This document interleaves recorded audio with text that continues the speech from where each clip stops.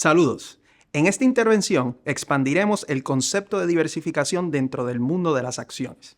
Existen sectores en la economía que son más sensitivos a los ciclos económicos y otros sectores que son menos sensitivos a los cambios económicos. También existen países y economías que son muy sensibles a los cambios y ciclos económicos. Como vemos en pantalla, a finales del 2022, Estados Unidos componía el 60% de la capitalización global. Las economías europeas, excluyendo el Reino Unido, componían un 12.7% y lo que es Asia, excluyendo Japón, componiendo un 12%. Esto es un claro ejemplo de que fuera de Estados Unidos existe un 40% de oportunidades para desarrollar un portfolio de inversiones. Cuando hablamos de estas economías, es importante hablar de distintas tendencias que hemos visto, ambas a corto y a largo plazo, que han contribuido al crecimiento global a través del tiempo. Un indicador de expansión económica a nivel mundial es el aumento del Producto Interno Bruto de un país, que no es otra cosa que la salud financiera y económica de un país. El Producto Interno Bruto está compuesto de los gastos del gobierno, las importaciones y exportaciones, así como las inversiones y el consumo de un país en particular.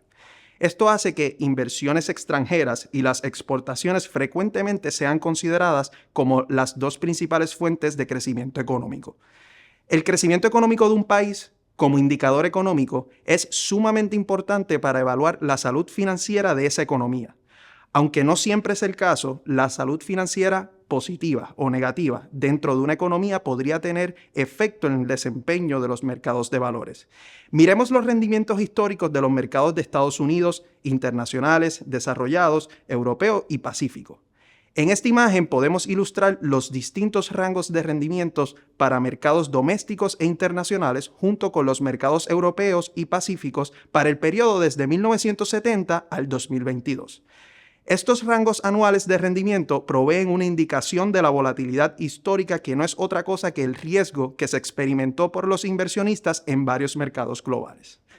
Como ejemplo, durante este tiempo, las acciones en mercados de valores pacífico experimentaron un comportamiento más volátil, colocándose en ocasiones en 107.5% en positivo y en ocasiones en 36.2% negativo. Este rango, si lo comparamos con los otros, nos indica una alta volatilidad. En contraste, las compañías y acciones de Estados Unidos mantuvieron ese rango de rendimiento mucho más compacto cuando lo comparamos con los otros mercados que estamos viendo en color violeta en pantalla. Esto es un ejemplo de menor riesgo y menor volatilidad por parte de la economía de Estados Unidos.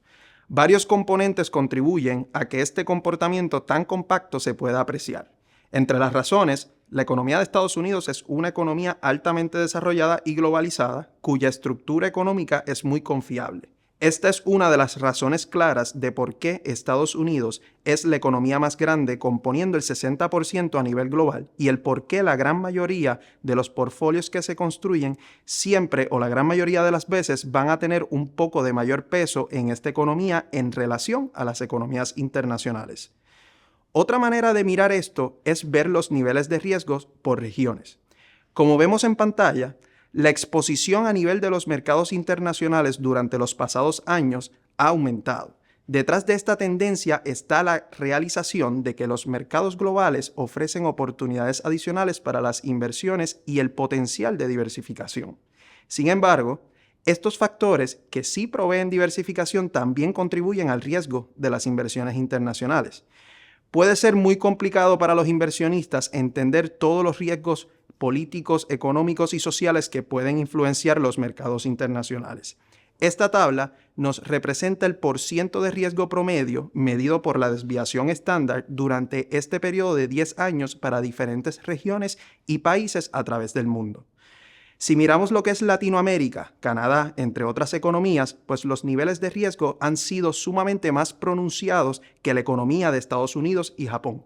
Como hemos dialogado anteriormente, este es el claro ejemplo de por qué la diversificación no se trata de poner la misma cantidad de los activos en distintos encasillados o regiones del mundo, sino se trata de hacer un análisis cuantitativo, cualitativo, que pueda incluir factores sociopolíticos de una economía internacional para saber cuánto por ciento se puede destinar a distintas regiones y sectores de la economía para poder diversificar el portfolio de valores. Quizás nos estemos preguntando ¿Cuál ha sido el comportamiento de las acciones norteamericanas versus las acciones internacionales? Pues como vemos en pantalla, si nosotros hubiésemos invertido $1 en el 1970 en acciones norteamericanas y reinvertido todas las ganancias e intereses producto de ese dólar, el rendimiento de las acciones de Estados Unidos hubiese estado por encima de las acciones internacionales que las vemos en color violeta. Ahora bien, eso no significa que por momentos y periodos, como por ejemplo la época de los 1985 a 1990 que podemos apreciar en pantalla, las economías internacionales no estuviesen por encima de las economías norteamericanas en términos de rendimiento. No obstante, no podemos perder de perspectiva lo que son las fluctuaciones y niveles de riesgo de estos activos. Como podemos ver, si bien es cierto que por momentos las economías internacionales han estado por encima en rendimientos que la economía de Estados Unidos, se puede apreciar que la economía norteamericana, medida por las acciones, han tenido un camino mucho menos pronunciado. En resumen, no se trata de intentar definir cuál va a ser el momento o predecir cuál va a ser el activo que más rendimiento tenga, sino utilizar la diversificación a través de los diferentes sectores y regiones que han tenido una mejor estabilidad para lograr un portfolio balanceado.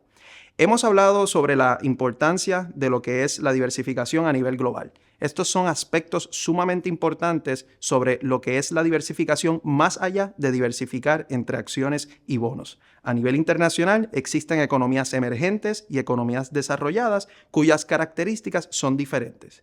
Una economía emergente es una economía en desarrollo cuya fluctuación en términos de valorización económica va a ser más pronunciada que una economía que ya está desarrollada. Es por esto que el tema de diversificación es sumamente importante a la hora de desarrollar un portfolio de valores o hacer algún tipo de rebalanceo dentro de algún plan de retiro. La diversificación lo que busca es mitigar el riesgo sin necesariamente sacrificar el potencial de un rendimiento dentro de un mercado. Con ella podemos desarrollar portfolios que vayan ajustados a distintos niveles de riesgo para distintos inversionistas.